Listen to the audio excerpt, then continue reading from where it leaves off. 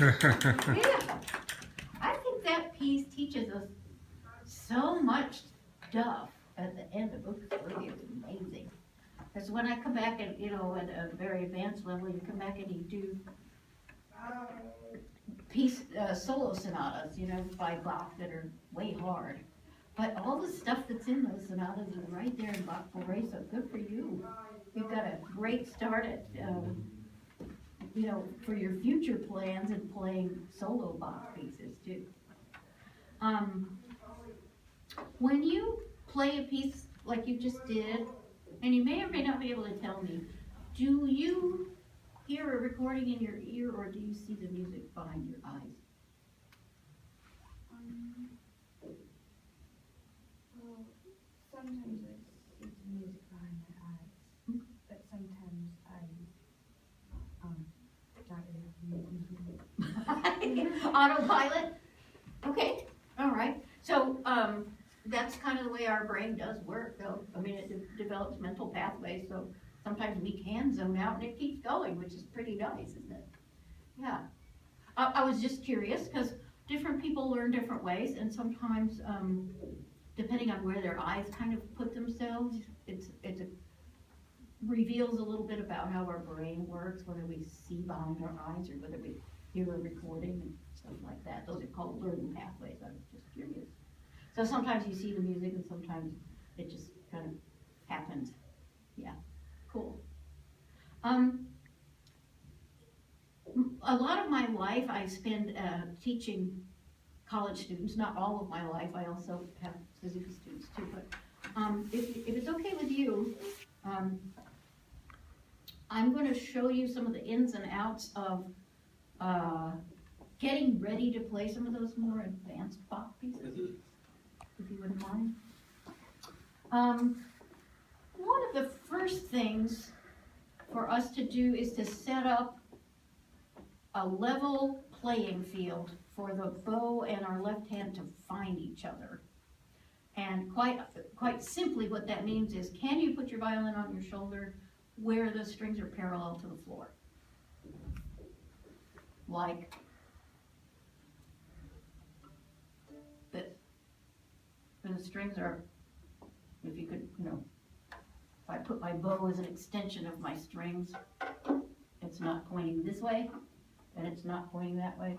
It's parallel to the floor. Can you do that? Okay. Good. How is that for you? Is that uncomfortable or just difficult? Uncomfortable. Uncomfortable. What part? Back and like sort of. Okay. Can you open your feet just a little bit wide as your shoulders? Okay. And then, sorry, you can take your bow down. Good. Can you just sort of find your comfort zone on one foot and another? Yeah, just sort of bend those knees. I go to rehab now for my arthritis, so I do a lot of this kind of thing. They make you stand on one foot and you feel like such an idiot when you're an elderly person. You can't stand on one foot. Yeah. And they make me do the drunk test. I have to be able to do this all the way up and down and back. So let's see if we can find a way not to strain your back, but just to alter the violin shape a little bit. Is that okay? Good. Is your shoulder pad still working for you, right? I think so. Okay, cool. All right, so that's a level playing field. And then I want to show you two things. You okay with that? Because you're old enough to do two things. Okay, so one thing you might do is, believe it or not, to walk around the room when you play. I already do that. Do you? Okay. All right. Then the other thing would be, let's set you up so that this side of your body is facing me. So complete your, there you go. Now, can you find a spot without, what do you do athletic? Nothing. Oh, okay. You have pants on like one of my students who's a ballet dancer. So, can you find a spot somewhere, either in the window or outside, that makes the violin be comfortably parallel with the strings parallel. Can you find a place where your scroll is aimed? Just, you don't have to tell me, but just. Right now. Yeah. Okay. Okay, could you play me Twinkle Theme and keep it there? Wherever there is.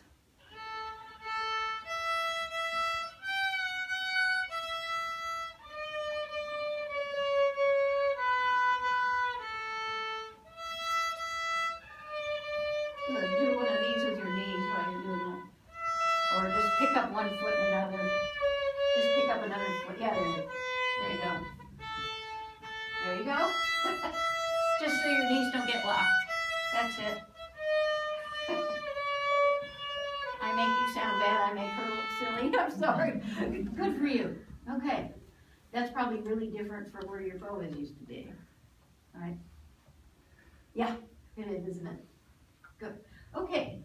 Now, let's do one other thing, and that is that we've changed the spot for your bow. One of the essential things in solo Bach pieces is for your fingers in your bow to know where they are at the same time and where they need to be.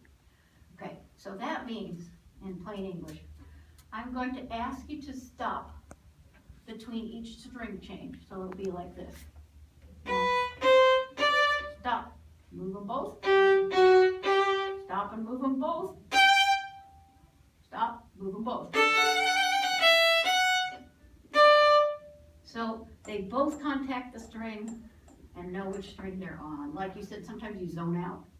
I could hear that in your, that sometimes your bow is a little late with your fingers and stuff like that. So this is a little tedious, but hang in there with me. So it sounds like this. On the A string, stop, move over. That makes sense? Okay.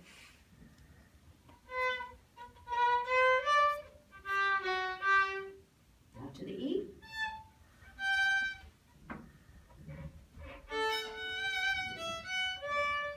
So without the chord, stop, stop, no, stop, stop.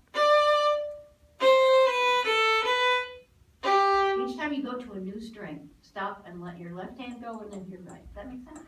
Let's start from the beginning again. Find your spot for the scroll. Good.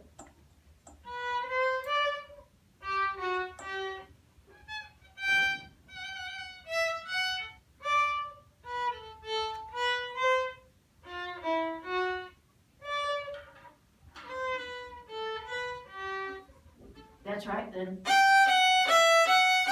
stop, go over, stop, stop, stop, stop. That's hard to do, isn't it? Starting from here.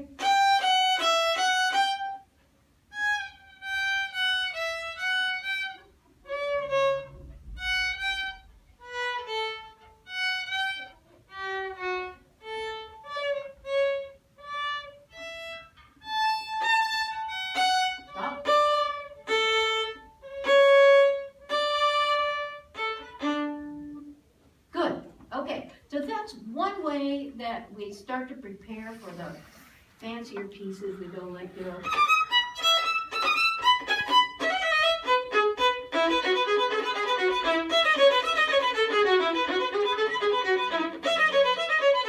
We practice it that way too, so that's in your future. So. Okay, I'd like to show you one last thing. We'll be done. I'm going to ask you if you can keep sort of parallel here, and I'm going to teach you a very easy tune. And here's what I'd like for you to think about. If you could put all 4 fingers on the G string, yes, and slide up and down. Good. Do you see where your elbow is now? What string is it under? Would you E or A? Yeah, okay.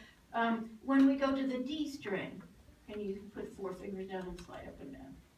What's the elbow under now?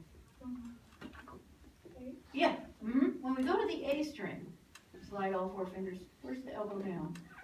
D. Okay, and when we go to the E string, where's the elbow? G. Exactly. Good for you. Okay, here's the tune. It's simple, simple, okay? But if you can keep your violin parallel, it will help you remember for your elbow to go, when you're on the G, your elbow's under E. When you're on the E, your elbow's under the G. Makes sense? Goes like this.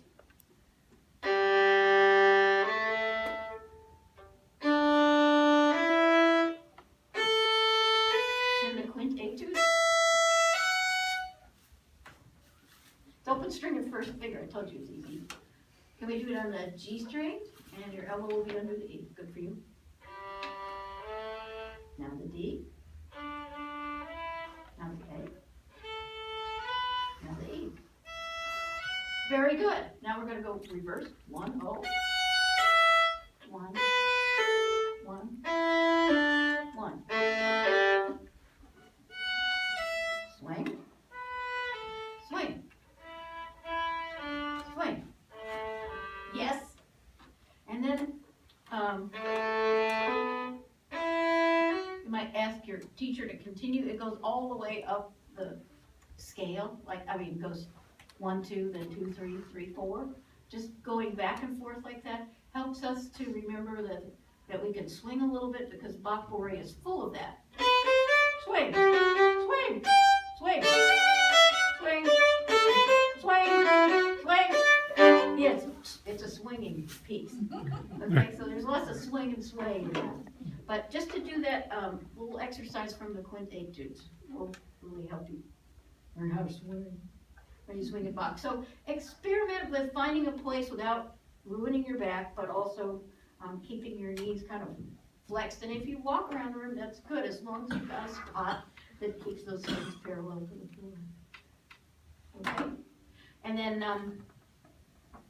that kind of swinging and waiting for your arm to swing will also make your bow stop. So maybe give you some clues as to how to play Bach unaccompanied, which is what you are doing. Okay? Thank you so much. Appreciate it.